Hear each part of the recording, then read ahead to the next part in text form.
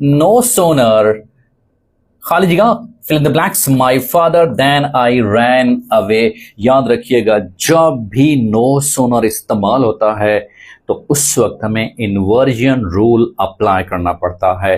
अब नो सोनर बेसिकली है क्या? ये एक सबऑर्डिनेटिंग कंजंक्शन है रिस्पेक्टेड स्टूडेंट। अब जब नो सोनर इस्तेमाल हो जाता है तो फिर हमें कौन सा रूल अपनाना पड़ता है? हमें इन्वर्जन रूल लेके आना पड़ेगा बेटा। इन्वर्जन रूल कब रिस्पेक्टेड स्टूडेंट्स?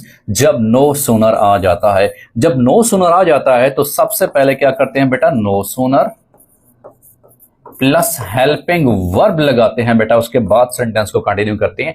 यानी कि सब्जेक्ट पहले नहीं आएगा। This is inversion rule. जब भी no sooner is basically the subordinating conjunction. Subordinating conjunction है और उससे पता चलता है कि सेंटेंस हमारा क्या है, कॉम्प्लेक्स सेंटेंस है, जैसे इफ है, जैसे बिफोर है, जैसे एज सून एज है, जैसे नो सोनर है। तो जब भी रिस्पेक्टेड स्टूडेंट्स नो सोनर इस्तेमाल हो सेंटेंस के अंदर तो फिर आपको कौन सा रूल लगाना पड़ता है बेटा? Inversion rule. इन्वर्जन रूल क्या है कि सबसे पहले नो सोनर, उसके बाद आपको हेल्पिंग वर्ब लगाना पड़ता है।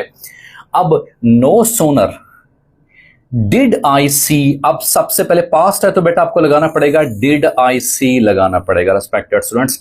नो सोनर आई सा इस्तेमाल नहीं करना पड़ता। नो सोनर के बाद हेल्पिंग वर्ब। अब हेल्पिंग वर्ब के बेटा क्या है? पास्ट है तो डिड आई सी मैंने इस्तेमाल किया है।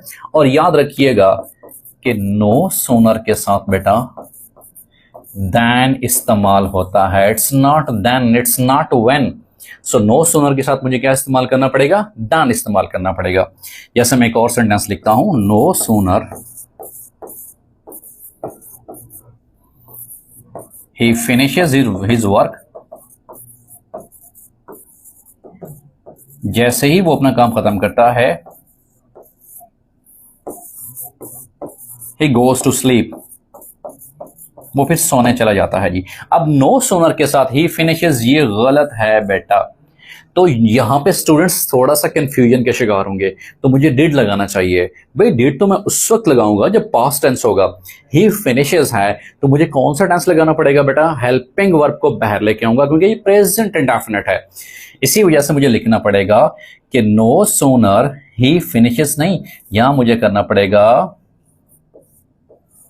Does he finish. मुझे ये लगाना पड़ेगा तो ये ठीक होगा, ये गलत होगा बेटा क्योंकि इन्वर्जन का रूल है। नो सोनर आया हुआ है बेटा।